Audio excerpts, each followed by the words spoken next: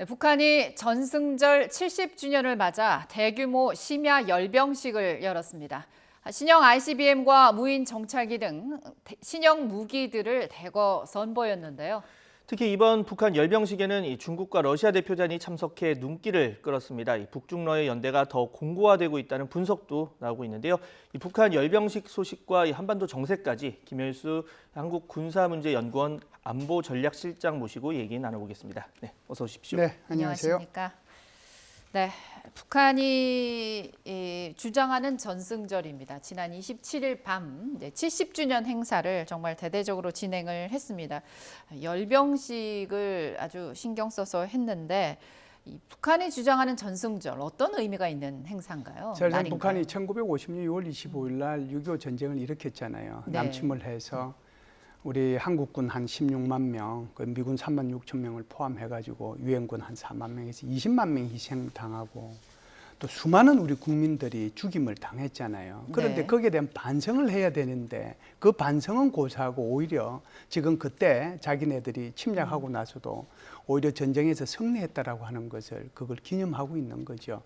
이게 이제 그 전까지는 이런 그냥 정전협정일로 그냥 넘어가다가 1996년도 김정일이가 이걸 이제 성전기념일로 이게 바꿔가지고 거의 명절 형태로 하고 있거든요. 예. 김정은이 들어서서 점점 소위 말해서 7.27 이 날을 더 기념하고 더 행사를 대규모화하고 있는 그런 상황이죠. 그렇군요. 반성이 먼저입니다. 네. 자, 이번 열병식 또 특징을 보면 이번에도 이제 밤에 이루어졌습니다. 네네. 사실 2010년대까지는 주로 뭐 오전 10시 전후로 해서 열병식이 진행이 됐는데 이렇게 연이어서 2020년대 들어서 심야에 진행하는 이유 좀 어떤 의도가 담겨 있을까요? 북한이 이제 선전선동에 능하잖아요. 게다가 네. 이제 시각적 효과 때문에 그랬다라고 보는데요. 밤이 주는 그 고요함, 그 고요함 속에서 모든 것이 불 꺼져 있고 아주 특정한 데만 불이 켜져 있는데 거기에 전차를 비롯해서 엄청난 전략 무기들이 쿵쿵거리면서 광장을 한번 지나간다고 생각해 보세요. 예.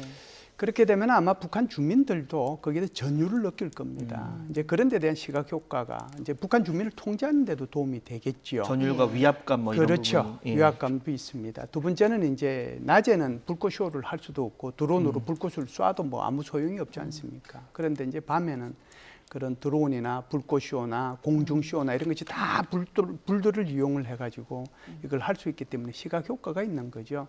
여기에서 단단히 효과를 봤다라고 북한이 판단하기 때문에 2020년 이후에 지금까지 하고 있는데 네. 향후에도 북한은 열병식을 야간에 할 가능성이 굉장히 높다 이렇게 보죠. 네.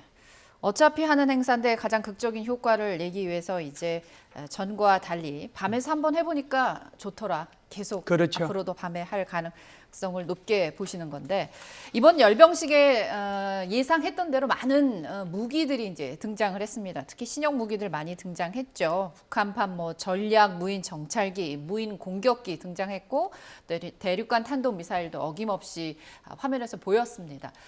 실장님 보시기에는 뭐가 가장 눈에 띄던가요? 뭐 지난번 2월 8일 날 하고 비교를 이제 해보는 것이 훨씬 더 편안하게 이해하시기 좋을 텐데요. 그때는 네. 뭐 KN 23, 24, 25 뭐 이런 것들 전부 다 이제 한국을 향한 그런 핵 탄두를 탑재할 수 있는 그런 무기들을 선보였잖아요. 그리고 이제 네. 제일 마지막에 나온 것이 지금 말씀하신 것처럼 화성 17행하고 고체 연료형, 우리가 이제는 화성 18행으로 명명이 됐습니다만 네. 그것을 이제 한 10여 기 이렇게 보여주었거든요. 예.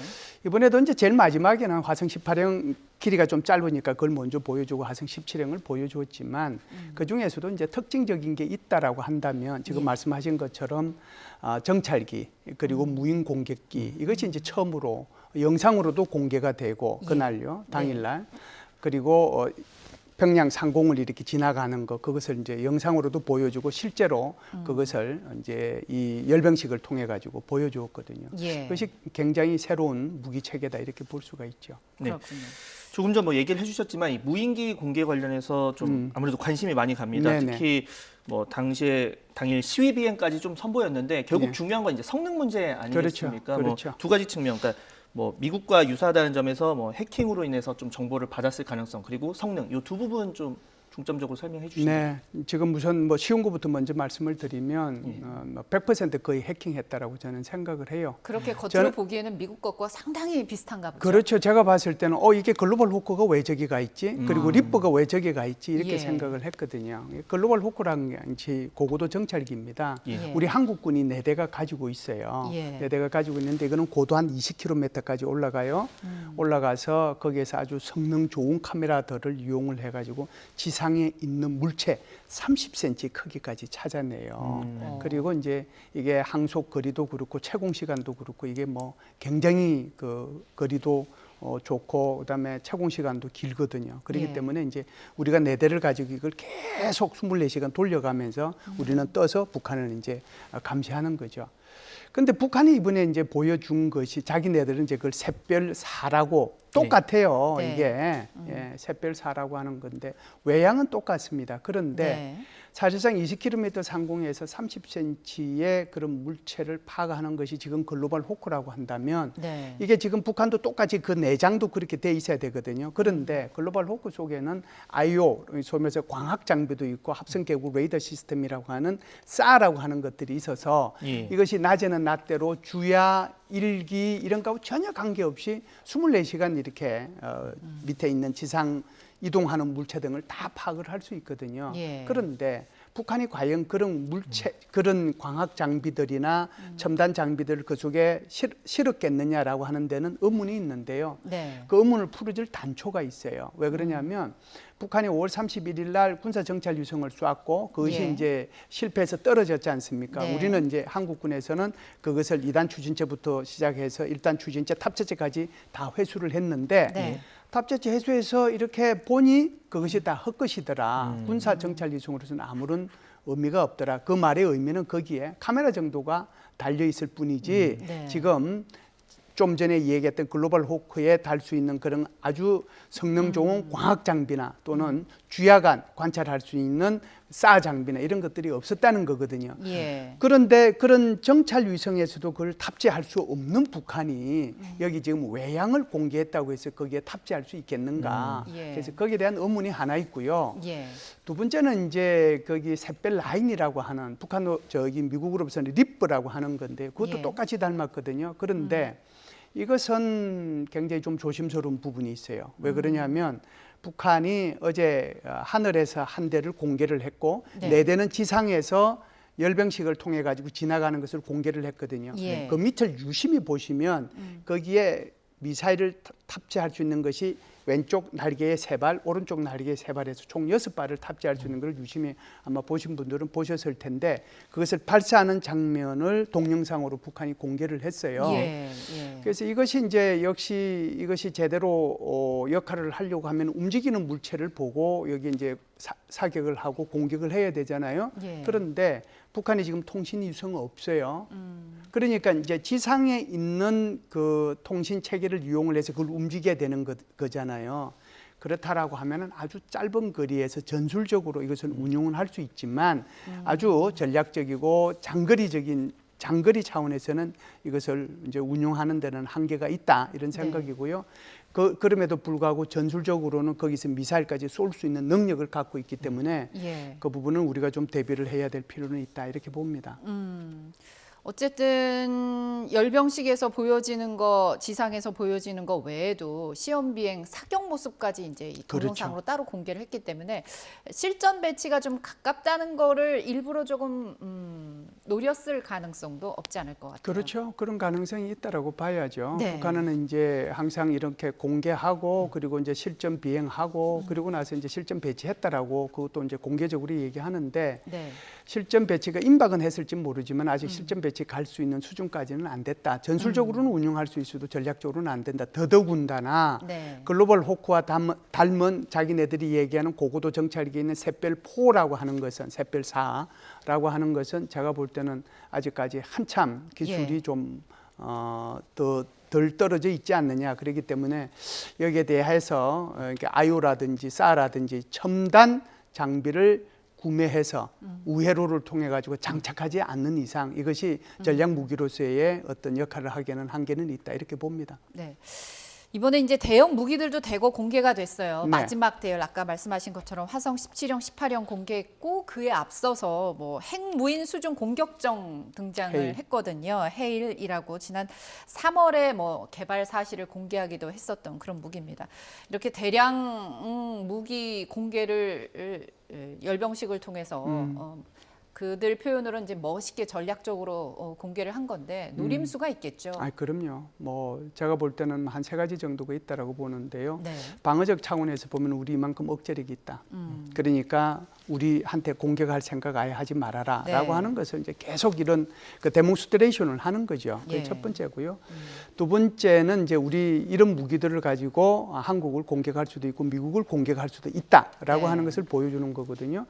그래서 강순남 국방장이 이번에 연설을 김정은을 대신해서 위임에 의해 가지고 연설을 했는데 연설 네. 내용이 지루하고 좀 길었어요.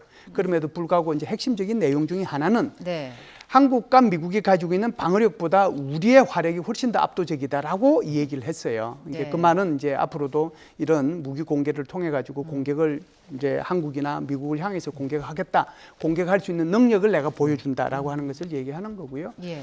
세 번째는 외국한테 이제 보내는 그런 사인들도 있어요. 여기에 이제 북한에 가 있는 뭐 대사들이 몇 명 없지만 네. 어찌됐든 북한의 열병식은 유튜브를 통해서 또는 요약을 통해 가지고 전 세계에 이제 전파가 됐을 텐데요. 네. 이걸 통해 가지고 북한의 무기 체계가 이만큼 성능이 우수하다. 그러니 이 무기를 사라라고 하는 그런 의미가 있는 거죠.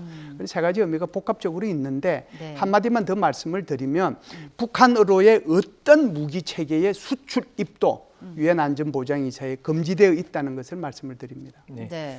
그러니까 뭐 우리 이만큼 있으니 건들지 마라. 그렇죠. 우리도 화나면 안 참는다. 그리고 혹시 우리 무기 살 생각 있으면 연락 줘. 뭐 이런 식의 이제 반응인데. 너무 쉽게 설명을 하시네. 그런데 자 네. 이번 열병식 그런 의미에서 이제 북중러 밀착 부분에도 좀 관심이 쏠렸습니다. 네, 네, 이제 중국, 러시아 대표단 참석을 했는데 뭐 북한 보도 자료나 이렇게 공개된 비중을 좀 분석을 해보면 중국보다는 좀 러시아 쪽이 더 좀 부각이 된 거 아니냐 이런 분석도 있거든요. 아주 예. 아주 말씀을 잘 하셨는데요. 가장 이제 극적으로 말씀을 드릴 수 있는 것이 중국 대표단하고 러시아 대표단의 사진 공개입니다. 예. 중국 대표단은 총 사진 30장 공개했어요. 예. 그런데 러시아 대표단은 84장. 그러니까 3배 가까이 공개했으니까 지금 말씀하신 것처럼 네. 홀대한 건 맞죠.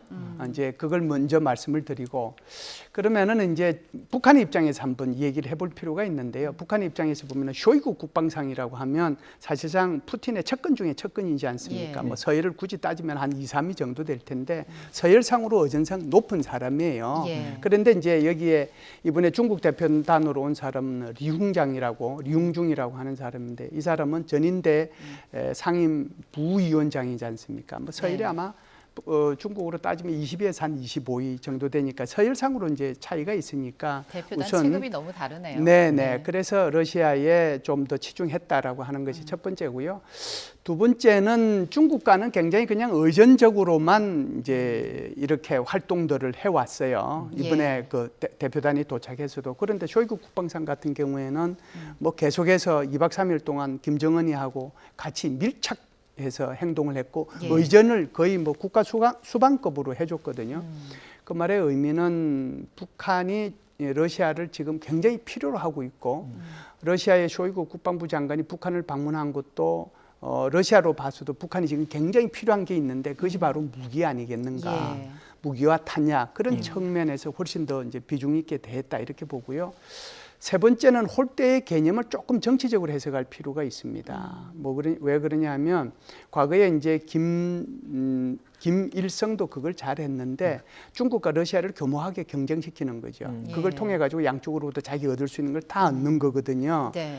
그래서 이번 같은 경우에는 조금 이제 중국의 대표단을 홀대하는 것처럼 보이면서 러시아에 훨씬 더 밀착돼 있는 걸 보이게 하니까 네. 중국으로 하여금 조금 북한을 더 의식하게 만드는 그런 결과 네. 그걸 이제 초래하는 그런 정치적인 목적도 있다. 이렇게 해석은 할 수는 있죠. 이렇게 북한과 러시아의 밀착에 대해서 아까 말씀하신 네. 것처럼 러시아 국방장관을 거의 국가 수반급으로 의전도 하고 있는 동안 굉장히 정말 가깝게 여러 네네. 가지 환영 행사부터 네. 함께 일정도 공유하고 그런 모습을 보였습니다. 미국이 이 부분에 대해서 우크라이나 전쟁과 이제 연결을 시키고 있거든요. 미국 그 토니 블링컨 미국 국무장관이 그런 얘기를 했습니다. 러시아는 우크라이나에 대한 침략을 계속하기 위해 필사적으로 무기를 구할 수 있는 곳이면 어디든 찾아가고 있다. 즉 다시 말해서 이번에 러시아 국방장관이 북한을 방문한 것은 북한 무기 때문이다라고 분석을 하고 있거든요. 양국, 아까 말씀하신 것처럼 북한의 무기를 수출입하는 것은 안보리 이 제재 위반이기 때문에 안 되는데도 불구하고 북한과 러시아 양국의 무기 거래 가능성은 얼마나 있다고 보십니까? 굉장히 높다고 봐야죠. 지금 쇼이구 안 되는데도. 그렇죠. 네. 예, 강대국의 강점 중에 하나, 강대국의 그 어떤 특징 중에 하나, 그것은 유엔 안전보장이사를 무시할 수 있다는 거예요. 그게 강대국이 가지고 있는 특권이죠. 어떻게 보면. 예. 유엔 안전보장이사회에 러시아 스스로가 북한으로의 무기 수출입 절대로 안 된다라고 안전보장이사회 결의안에서 동조를 해서 그 결의안이 통과됐음에도 불구하고 지금 반대되는 행동을 취하고 있거든요. 예. 이것을 거꾸로 얘기하면요, 러시아가 그만큼 급해졌다는 거죠. 우크라이나가 지금 대반격을 하고 있지 않습니까? 그런데 지금 1년 5개월이 지났는데도 오히려 러시아가 이기고 있다는 소식보다는 지고 있다는 소식이 훨씬 더 많이 들리고 있단 말이죠. 그리고 병력도 부족해요. 탄약도 부족해요. 무기도 부족해요. 그러니까 선다할 수 있는 데는 다 선다해가지고 무기를 획득하겠다라고 하는 건데 그중에서도 북한은 굉장히 표적이 되는 거죠. 왜 그러냐면 북한의 무기 체계라고 하는 것, 탄약이라고 하는 것이 전부 다 러시아산을 기초로 해가지고 다 만들어진 거거든요. 그러니까 가서 얘기해가지고 받을 수 있으면 최고라고 생각을 하는 거죠. 호환성도 좋으니까. 호환성이 좋죠. 예. 그렇기 때문에 이제 뭐 백악관에서 그런 발표들을 우리가 올 초에도 그런 걸 한 걸 우리가 봤을 텐데 북한하고 러시아의 국경선 근처에 러시아의 기차가 와서 있다가 돌아간 거를 봤단 말이죠. 그럼 뭐가 왔겠어요? 미리 왔을 거고 갈 때는 무기를 싣고 갔을 거예요. 그래서 이번에도 아마 이런 과정들을 통해 가지고 러시아는 북한제 무기와 북한제 탄약을 필요로 하기 때문에 그걸 하지 않겠는가. 그 생각이 첫 번째고요. 두 번째는 이것보다 더 우리가 심각하게 고민해야 될 부분이 있습니다. 뭐냐면 이것은 단전히 이제 무기가 가고 미리 오고 뭐 원유가 오고 이런 정도 수준이잖아요. 이거보다 더 중요한 것은 북한이 지금 이런 그 전략 무기를 만드는 데 있어서 결정적으로 조금 기술이 부족한 부분들이 있어요. 예를 들면 ICBM 같으면은 ICBM에 다탄두를 탑재해야 되는데 그 기술, 그리고 이제 올라갔다가 들어올 때 재진입 기술, 그리고 전략 핵 잠수함을 만들고 싶어 하는데 핵 잠수함을 만드는데 필요한 기술, SLBM을 만드는데 SLBM을 만들고 싶어 하는데 기술, 그리고 정찰기 좀 전에도 제가 말씀을 드렸죠. 굉장히 여러 가지 것들이 없다고 안에 실제적인 내용은. 그러면은 그런 광학 장비나 합성 계구 레이더 시스템이나 이런 것들이 필요한데 여기에 대한 것을 러시아에 요구할 수도 있거든요. 그렇기 때문에 이런 단순한 주고받기 이런 것들도 중요하지만 이보다 더 중요한 것은 북한과 러시아 간의 이런 첨단 군사 기술의 협력 관계로 가서 북한이 핵미사일을 훨씬 고도화하는데 러시아가 기여하지 않을까. 여기에 대한 것이 굉장히 우리가 관심을 갖고 봐야 될 부분이다. 이렇게 우려되는 보죠. 부분이네요. 두 나라가 뭐 서로의 이제 가려운 부분을 긁어줄 수 있다는 건데 소위 말해서 그렇죠. 이렇게 북러 군사 교류 뭐 상황이 이제 나오는 상황에서 다음 달에 또 미국에서 이제 한미일 정상회담이 만납니다. 그러니까 정상이 만납니다. 정상이 만나는데 뭐 앞서 뭐 G7 이런 데서 이제 다 같이 만나는 게 아니라 별도로 이제 미국 측에서 일본과 한국 정상만 초청을 해서 이제 캠프 데이비드 미 대통령 별장에서 만나거든요. 이 의미 좀 뭐라고 해석을 할 수가 있을까요? 사실은 지난 5월 달에 이제 나토 정상회담 할 때, 이제 G7 정상회담 할 때 이제 일본에서 우리 한국을 초청을 해서 우리 대통령도 같이 갔고 그때 이제 자연스럽게 한미일 정상회담을 하도록 돼 있었는데 그때 못했죠. 그래서 지금 이제 아주 질문을 잘하셨는데 통상 한미일 정상회담은 다자회담의 틀 속에서 한미일 정상회담을 해오곤 했었어요. 그런데 지금 말씀하신 것처럼 이번에는 한미일 정상회담이 미국에서 오로지 이것만을 위해서 정상회담을 3자회담을 하는 거잖아요. 게다가 그것도 캠프 데이비드에서 하는 거니까 훨씬 더 이런 조금 친밀감을 높이고 우위를 더 돈독히 하기 위해서 하는 그런 이제 회담이라고 볼 수가 있죠. 그래서 아마 이번 회담을 통해 가지고는 한미일의 안보 협력을 포함해 가지고 다양한 분야에서 협력이 좀 강화되지 않겠는가 이런 생각을 해요. 아마 그 바이든 대통령은 이런 게 필요하겠죠. 인도 태평양 전략에서의 그 아세안의 중요성, 한국과 일본의 중요성, 그리고 지금 중국이 남태평양으로 뻗어 나가려고 하니까 남태평양에서 이것도 막아야 되거든요. 그러는 전반적인 이 정세에 대한 얘기를 아마 하지 않겠는가라고 보고요. 두 번째 조금 이제 좀 좁혀서 얘기하면 결국은 대만 문제하고 북한 핵 문제로 돌아가거든요. 예. 그래서 대만 문제와 북한 핵 문제에 대한 이야기가 있게 될 거고요. 그리고 이제 세 번째는 아무래도 이제 공급망, 공급망 구축에 대한 얘기가 있을 거고 마지막으로는 아마 제일 중요한 것이 신기술일 겁니다. 그 신기술의 협력 문제 이런 문제들에 대해서 논의하지 않겠는가 이렇게 봐요. 네.